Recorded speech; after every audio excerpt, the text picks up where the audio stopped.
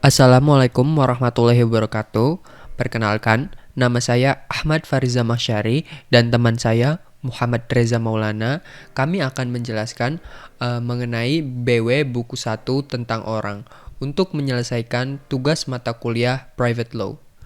Pertama-tama akan dijelaskan oleh teman saya Muhammad Reza Maulana. Istilah hukum tentang orang berasal dari terjemahan kata personan dari Belanda atau personal law dari Inggris. Pengertian hukum orang menurut Subekti adalah peraturan tentang manusia sebagai subjek dalam hukum, peraturan-peraturan perihal kecakapan untuk memiliki hak dan kewajiban untuk bertindak sendiri, melaksanakan hak-haknya itu serta hal-hal yang memengaruhi kecakapan itu. Kemudian yang pertama ada subjek hukum. Pengertian subjek hukum ialah segala sesuatu yang dapat memperoleh hak dan kewajiban dan hukum. Jadi subjek hukum adalah pendukung hak dan kewajiban. Di dalam hal lintas hukum, yang dimaksud dengan subjek hukum adalah orang, person, yang dibedakan menjadi manusia pribadi, naturalik person, dan badan hukum, recht person. Kemudian yang kedua ada pengampuan. Pasal 433 BW menentukan bahwa setiap orang dewasa yang selalu berada dalam keadaan dungu, sakit otak atau mata gelap harus ditaruh di bawah pengampuan, meskipun jika ia kadang-kadang cakap mempergunakan pikirannya. Yang berikutnya ada pendewasaan atau handlichting. Pendewasaan adalah suatu upaya hukum yang dipakai untuk meniadakan keadaan belum dewasa, baik untuk keseluruhan maupun hal-hal tertentu. Pengaturan pendewasaan terdapat dalam pasal 419 KUH Perdata sampai dengan pasal 432 KUH Perdata. Kemudian yang selanjutnya ada catatan sipil. Catatan sipil adalah suatu lembaga yang bertujuan mengadakan pendaftaran, pencatatan, serta pembukuan yang selengkap-lengkapnya dan sejelas-jelasnya, serta memberi kepastian hukum yang sebesar-besarnya atas peristiwa kelahiran, pengakuan, perkawinan, dan kematian. Kemudian ada domisili. Menurut Vollmar, domisili merupakan tempat tinggal atau tempat seseorang melakukan perbuatan hukum. Adapun yang perbuatan hukum adalah suatu perbuatan yang menimbulkan akibat hukum. Kemudian yang selanjutnya ada perpindahan tempat tinggal. Ada kalanya bahwa seseorang karena sesuatu dan lain hal berpindah tempat tinggal dari satu tempat ke tempat lain. Kemudian ada rumah kematian, yaitu bagi seseorang yang meninggal dunia adalah tempat tinggalnya yang terakhir. Rumah kematian dianggap penting dalam kaitannya dengan urusan-urusan pewarisan. Warisan dianggap jatuh pada rumah kematian.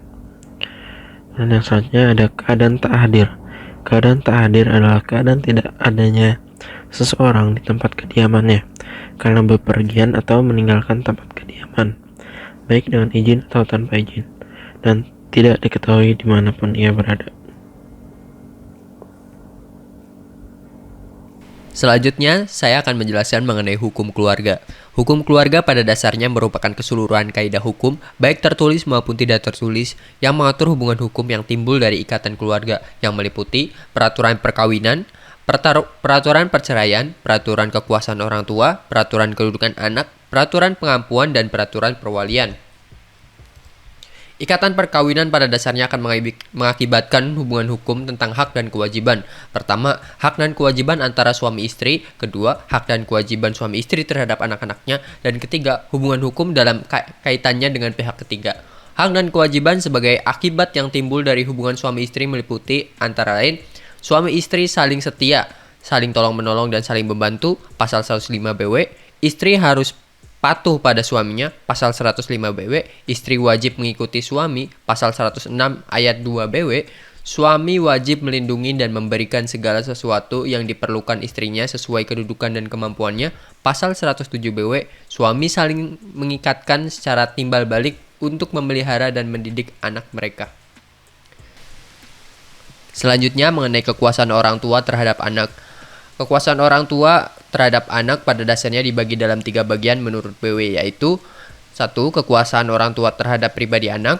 Kedua, kekuasaan orang tua terhadap harta kekayaan anak. Dan ketiga, hubungan orang tua dengan anak tanpa memandang umur anak dan tidak terbatas pada orang tua itu saja, tetapi juga nenek dari pihak ibu.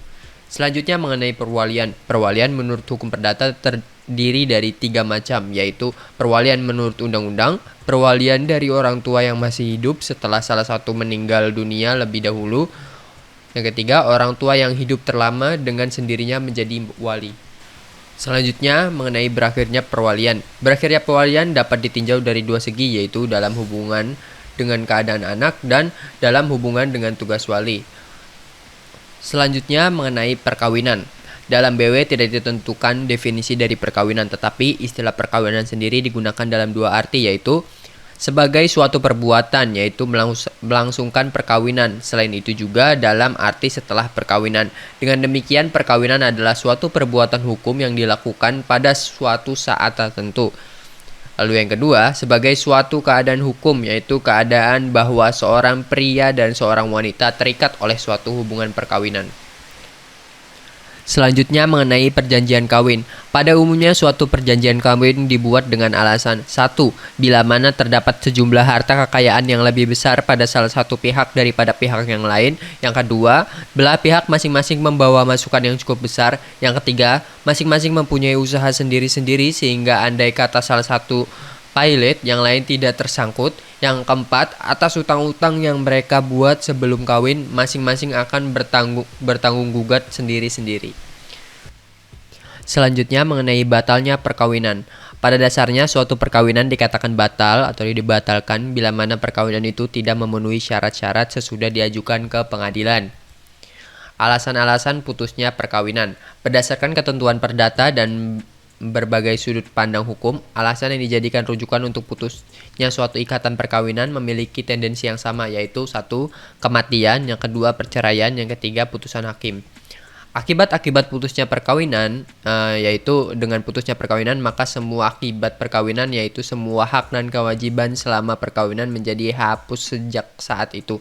Bekas istri memperoleh kembali status sebagai wanita yang tidak kawin. Selanjutnya mengenai akibat putusnya perkawinan menurut undang-undang. Menurut undang-undang perkawinan pasal 41, bahwa akibat putusnya perkawinan karena perceraian ialah 1. Orang tua tetap berkewajiban memelihara dan mendidik anak-anaknya semata-mata berdasarkan kepentingan anak.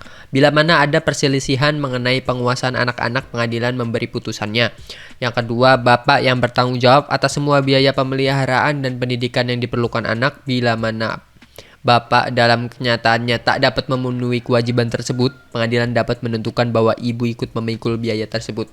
Yang ketiga, pengadilan dapat mewajibkan kepada bekas suami untuk memberikan biaya-biaya penghidupan dan atau menentukan suatu kewajiban bagi bekas istri. Demikian penjelasan dari kami. Mohon maaf jika video kami memiliki banyak kekurangan. Wassalamualaikum warahmatullahi wabarakatuh. Have a good day.